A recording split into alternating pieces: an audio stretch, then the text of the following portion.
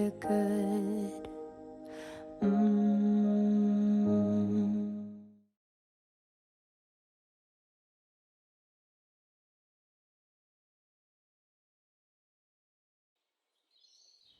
로마서 2장 17절.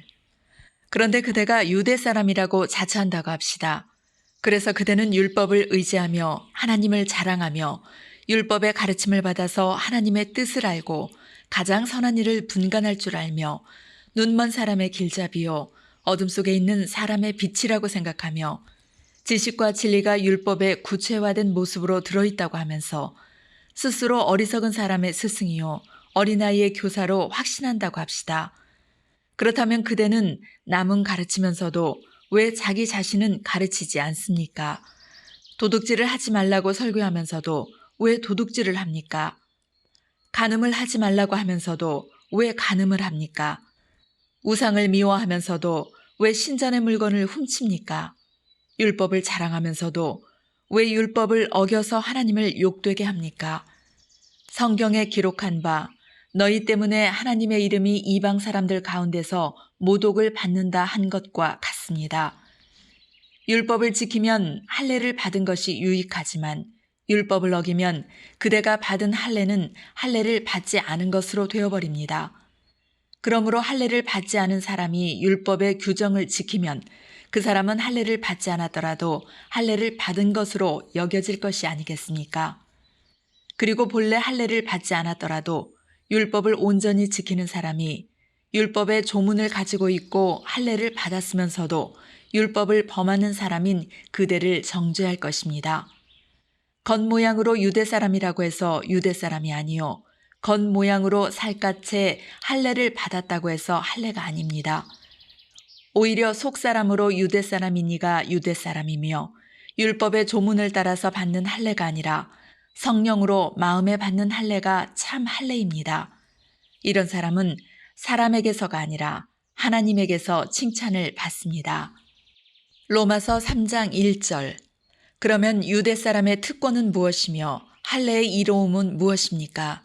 모든 면에서 많이 있습니다. 첫째는 그들이 하나님의 말씀을 맡았다는 것입니다. 그런데 그들 가운데서 얼마가 신실하지 못했다고 해서 무슨 일이라도 일어납니까? 그들이 신실하지 못했다고 해서 하나님의 신실하심이 없어지겠습니까? 그럴 수 없습니다. 사람은 다 거짓말쟁이지만 하나님은 참되십니다.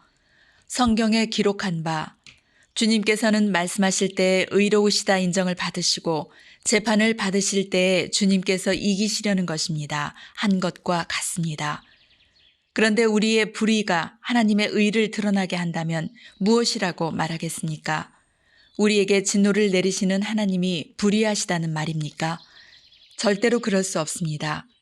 만일 그렇다면 하나님께서 어떻게 세상을 심판하실 수 있겠습니까? 다음과 같이 반박하는 사람도 있을 것입니다. 나의 거짓됨 때문에 하나님의 참되심이 더욱 분명하게 드러나서 하나님께 영광이 돌아간다면 왜 나도 역시 여전히 죄인으로 판정을 받습니까? 더욱이 좋은 일이 생기게 하기 위하여 악한 일을 하자 하고 말할 수 있겠습니까? 사실 어떤 사람들은 우리가 그런 말을 한다고 비방합니다. 그런 사람들은 심판을 받아야 마땅합니다. 그러면 무엇을 말해야 하겠습니까? 우리 유대 사람이 이방 사람보다 낫습니까?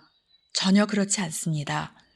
유대 사람이나 그리스 사람이나 다 같이 죄 아래에 있음을 우리가 이미 지적하였습니다.